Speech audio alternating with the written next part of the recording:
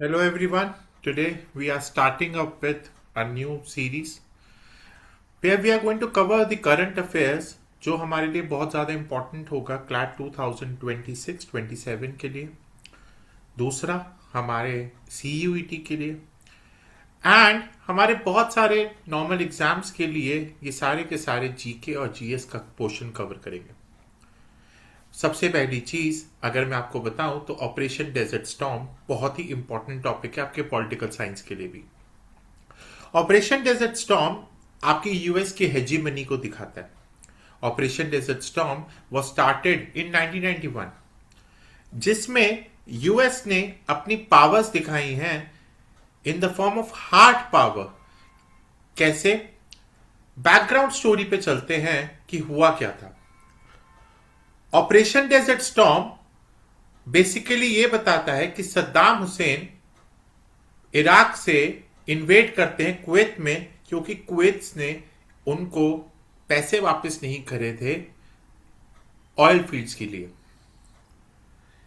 Iraq कहता है कि Kuwait was over producing oil and taking oil from the shared out fields, but Saddam ने एक तरीके से उनको कुछ धोखा दिया था अपने रेवेन्यूज को हद से ज्यादा बढ़ाने के लिए।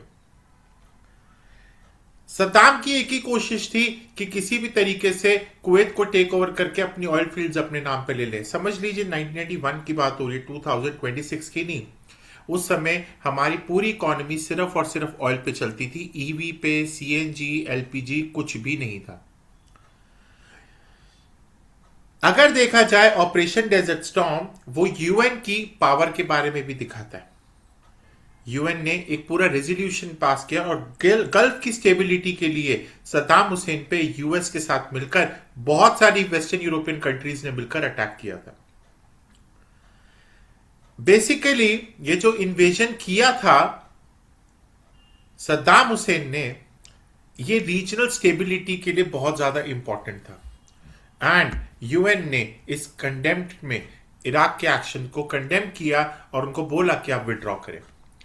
मेन काम Operation Desert Storm was to liberate Kuwait, regional stability को प्रमोट करना कि मिडिल ईस्ट में कोई प्रॉब्लम ना हो और ऑयल फील्ड्स पे कोई भी टेक ओवर ना कर सके, क्योंकि पूरा का पूरा उस समय मल्टीपोलर वर्ल्ड शुरू हो चुका था।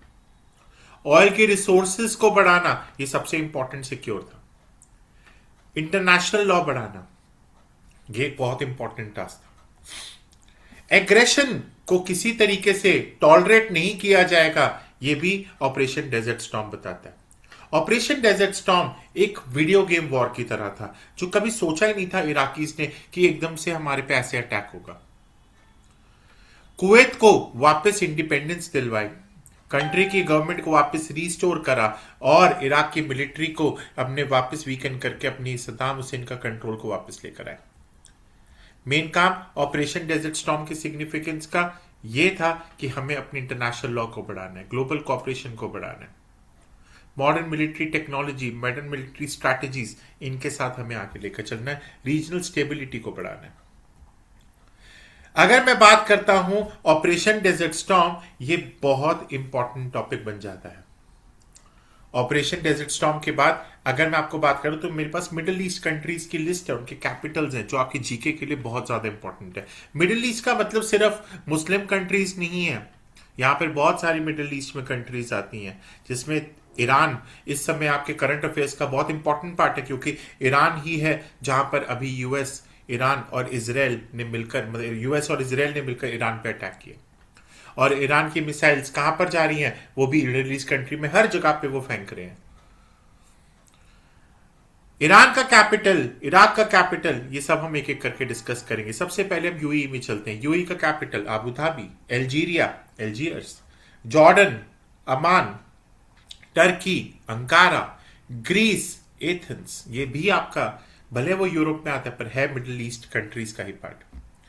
Iraq, Baghdad, Azerbaijan, Baku, Lebanon, Beirut, Egypt, Cairo, Syria, Damascus, ये सब एरियाज आपने सब सुना हुआ है ना।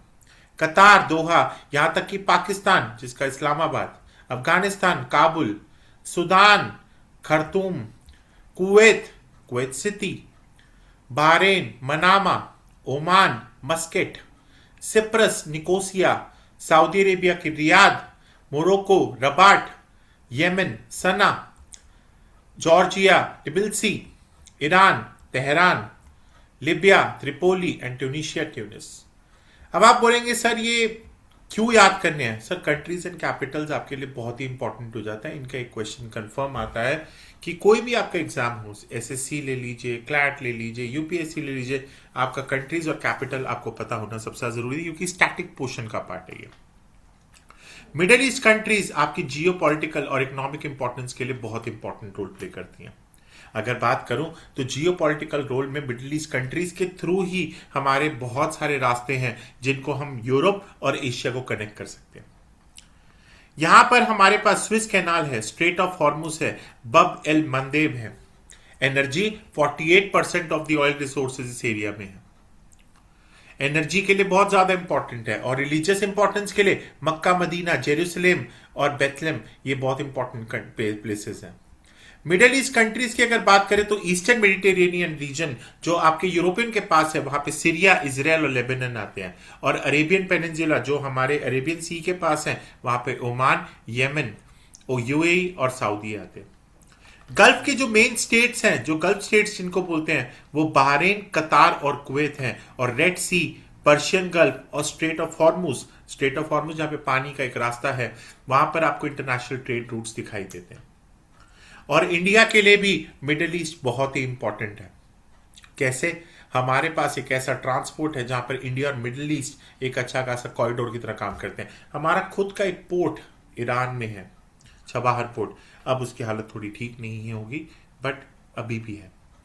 रेलवे का इंफ्रास्ट्रक्चर को इंडिया और यूरोप के साथ लिंक करने में ये बहुत ज्यादा हेल्प कर रहा है। और डिजिटल कनेक्टिविटी के लिए भी ये बहुत इंपॉर्टेंट है। एनर्जी इंफ्रास्ट्रक्चर के लिए बहुत इंपॉर्टेंट है। सस्टेनेबल मेजर्स के लिए बहुत इंपॉर्टेंट है। रिन्यूएबल एनर्जी के साथ साथ इको फ्रेंडली लॉजिस्टिक्स में। यहां पे सबसे इंपॉर्टेंट काम ग्लोबल एनर्जी की सप्लाई चेन के लिए, स्ट्रैटेजिक पोजीशन के लिए हमारी इंडिया और यूरोप का इंपॉर्टेंट रोल प्ले कर रहा है। And this is going to be our first video of the day, जहां पर हम लोग चल रहे हैं कि आपके लिए सबसे इंपॉर्टेंट क्या क्या चीजें मिडिल ईस्ट के साथ चल रही हैं। इकोनॉमिक ग्रोथ, फूड सिक्योरिटी और यहां तक कि ग्रीन एनर्जी एंड सस्टेनेबिलिटी के लिए, क्योंकि हमारे ऑयल रिजर्व्स हमारे इंडिया में भी बहुत इंपॉर्टेंट रोल प्ले कर रहे हैं। ये हमारा सारा का सारा पहली वीडियो आज आपके लिए करंट अफेयर्स में।